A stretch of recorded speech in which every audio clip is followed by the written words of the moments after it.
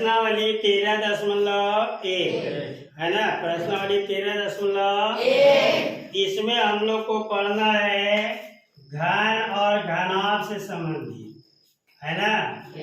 कौन सी से घन और सबसे पहले हम लोग घन के बारे में जानेंगे और किसके बारे में, घनाभ के बारे में।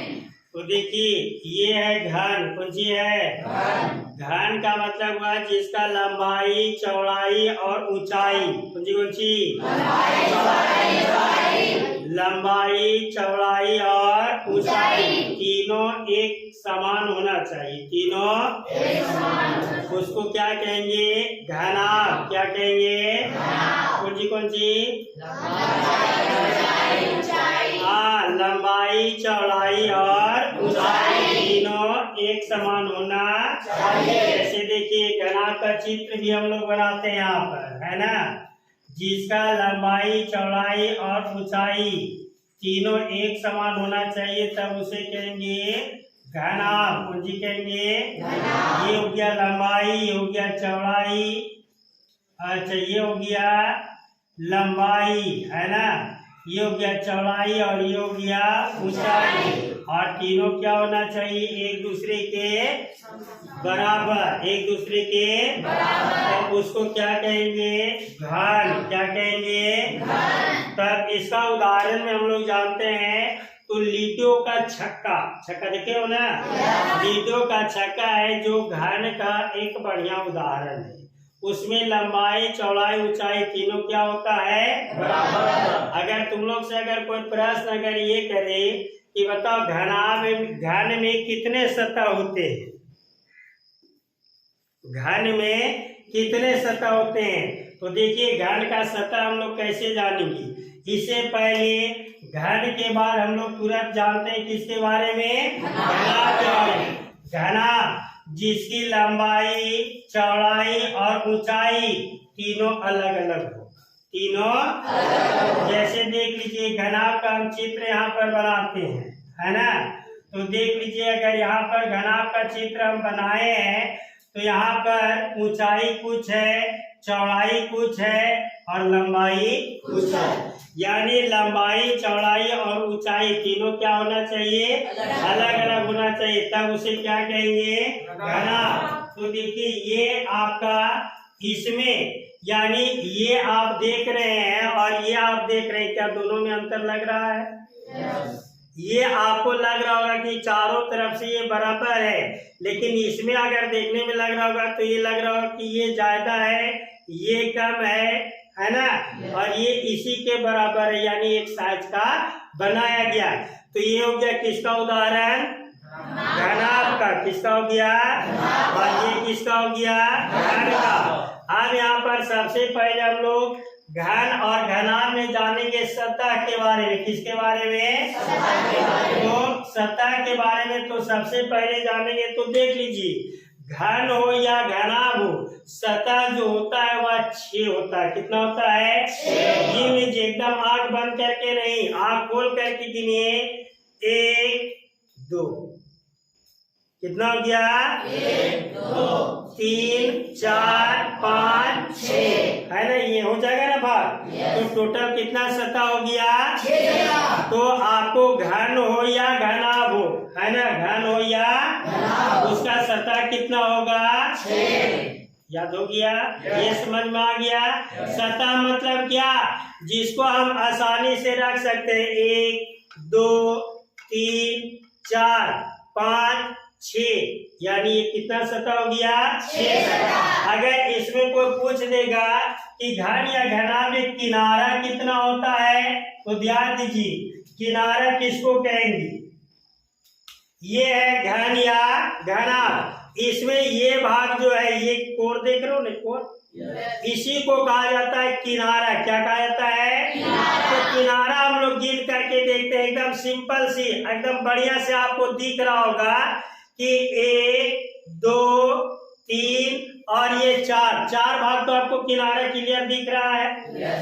तो 4 आपको इधर भी मिलेगा, देख लीजिए 1 2 3 4, तो 4 और 4 कितना हो गया?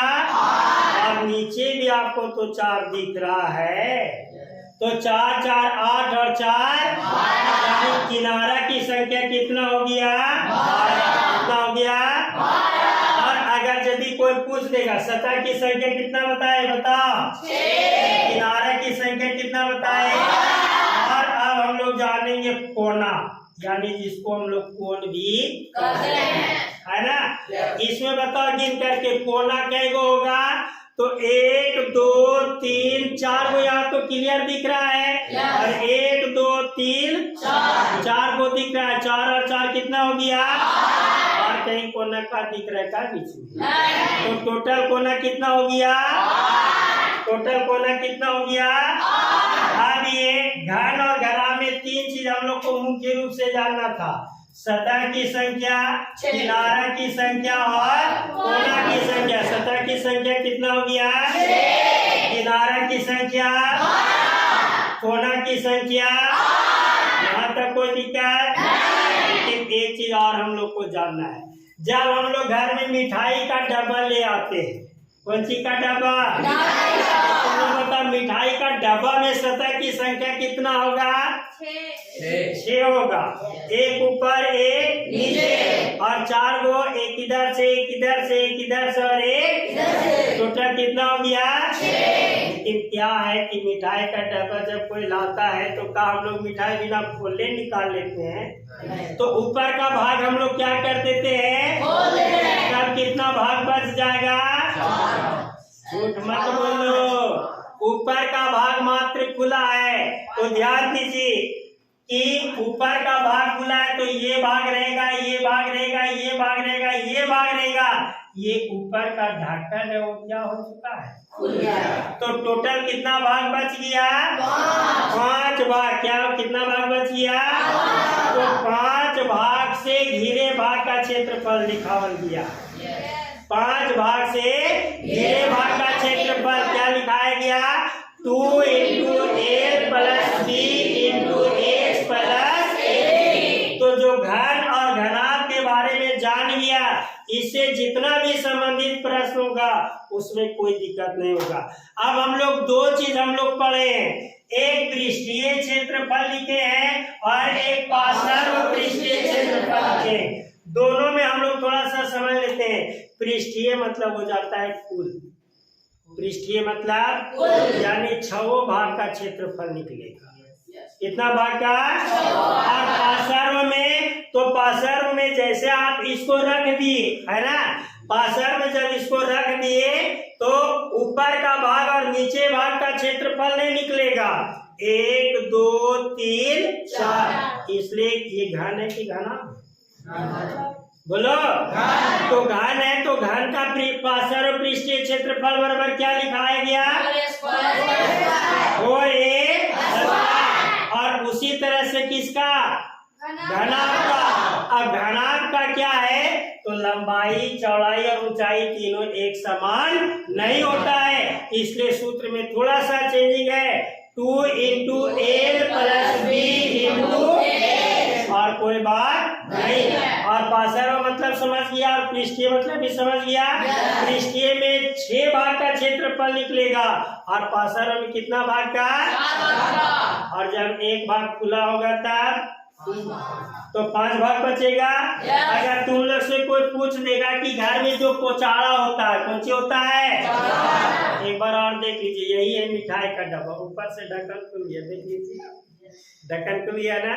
कितना भाग बच गया? 1 भाग यहाँ, 1 भाग यहाँ, 1 भाग यहाँ, 1 भाग यहाँ, 1 भाग यहाँ, टोटल कितना भाग बच गया?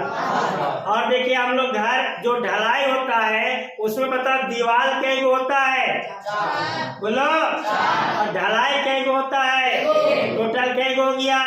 और एक नीचे फर्श कै गो हो गया? तो देखिए 6 गो सतह इस घर में दी है जिस घर में आप बैठे है। इसके बाद अगर कोना गिन करके देखा जाए तो 4 को ऊपर कोना मिलेगा और 4 को नीचे कोना मिलेगा, जिसमें एगो बैठा है बाबू एक कोना। अगर किनारा देखा जाए तो दोनों जब दीवार ऐसे मिल जा रहा है तो ये किनारा बन जा रहा है ना। तो किनारा गिन करके देखा जाए 4 को ऊपर है, 4 को टोटल 4 के कितना हो गया 12। कितना हो गया 12। और एक चीज अभी बता रहे थे कि एक सतह जब खुल जाएगा तो कितना सतह 5 सतह। अगर ये प्रश्न कोई पूछ दे कि घर में जो हम लोग पोचाड़ा करते हैं यानी पेंट मारते हैं तो कितना सतह में हम लोग पेंट मारते हैं, तुम्ही लोग बताओ। 5 सतह में। एक ढलाई के ऊपर मारते हैं और चारों दीवार में मारते हैं, न कि नीचे भी हम लोग मारते हैं, नहीं ना। तो कितना सतह हो गया। तो आइए हम लोग अब प्रश्नावली पर चलते हैं। प्रश्नावली में पहला क्वेश्चन में देखते हैं कि पहला क्वेश्चन क्या कहता है। 13.1 का पहला नंबर क्वेश्चन कहता है 1.5 मीटर लंबा। बोलिए। तो सबसे पहले सॉल्यूशन करेंगे तो जो प्रश्न में दिया गया है उसको लिखते भी जाएंगे। लंबाई एल बराबर कितना है 1.5 मीटर। 1.2 मीटर चौड़ा, 1.2 मीटर तो चौड़ाई डी बराबर कितना 1.25 मीटर। और गहराई कौन जी कह रहा है गहराई यानी गहराई कितना सेंटीमीटर। गहराई, अब गहराई और ऊंचाई एक होता है बाप। गहराई और ऊंचाई एक होता है। ये कैसे हम लोग मानेंगे तो देख लीजिए। कुआं के ऊपर से नीचे देखिए तो कितना दिखेगा। तो मान के चलिए कि 30 फीट गड्ढा था। कितना फीट। ऊपर से नीचे जब देखेंगे तो कितना फीट दिखाएगा 30 फीट ना दिखाएगा। और क्या करेंगे कि कुआं के अंदर चले जाएंगे और अंदर से जब ऊपर देखेंगे तो गहरा दिखेगा कि ऊंचा दिखेगा। कौन सी दिखेगा तो बताओ कि ऊंचा दिखेगा तो 30 फीट दिखेगा कि 40 फीट दिखने लगेगा। तो चाहे गहराई कहो चाहे ऊंचाई कहो, थोड़ा सा और ध्यान दो। ये अगर हम खड़ा कर दिए तो ऊंचा हो गया कितना मान के चलिए तो फीट है। कितना फीट है तो ऐसे कर दिए तो ऊंचा और ऐसे कर दिए तो लंबा। ऐसे कर दिए तो ऐसे कर दिए तो का ये 2 फीट न लंबा होगा, ये बढ़ जाएगा। बस खाली समझने का अंतर है। तो लंबाई चौड़ाई और गहराई एज कितना दिया है 65 सेंटीमीटर। अब 2 चीज हमारा मीटर में दिया गया, ये सेंटीमीटर है तो उत्तर में नहीं आएगा, इसलिए या सेंटीमीटर से बदल देंगे मीटर में तो 65/100। 2 जीरो का 2 दशमलव इतने का सक जाएगा तो 0.65 मीटर। 0.65। अब आगे प्रश्न में हम लोग पढ़ते हैं। गहरा प्लास्टिक एक डिब्बा बनाया जाता है, इसे ऊपर से खुला रखना है। ऊपर से ये लोग बताओ कि ऊपर से खुला रखना है तो कितना भाग बचे। क्योंकि सतह में 6 होता है लेकिन ऊपर से हम लोग को क्या करना है तो कितना भाग बच जाएगा 5 भाग। प्लास्टिक शीट की मोटाई को नगण्य मानते हुए निर्धारित कीजिए। पहला, डिब्बा बनाने के लिए आवश्यक प्लास्टिक शीट का क्षेत्रफल। जब डिब्बा को ऊपर से खुला रखना है तो बताओ कि कितना शीट हमको लगेगा 5 शीट। कितना शीट तो हम लोग लिखेंगे 5 भागों से। कितना भागों से 5 भागों से घिरे भाग का क्षेत्रफल। तो आपको तो पता है 2 × a + b × a + चलिए ध्यान दीजिए 2 जैसे के a का मान यहाँ से देखिए कितना है 1.5। b का मान देखिए कितना है 1.25 और h का मान कितना है 0.65 प्लस a का मान कितना है 1 और गुने b का मान कितना है 1। अच्छा इसको पुनः लिख देते हैं पीछे से। आप भी गणित बनाएंगे। ये जब ज्यादा लिखा गया है सूत्र आपको हट गया तो बराबर याद दिया तो आप पीछे से लिखेंगे ताकि आगे लिखने में कोई दिक्कत नहीं हो। तो 2 जैसे के ऐसे a का मान 1 प्लस b का मान 1.25 इंटू एच का मान 0.65 प्लस फिर एल का मान 1 और गुने बी का मान 1.25। अब यहाँ ध्यान दीजिए, दो जैसे के और कोष्टक के अंदर पहले जोड़ दीजिए।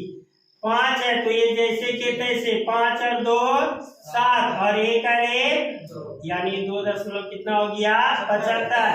0.65 प्लस फिर इसको गुना कर देते हैं ना।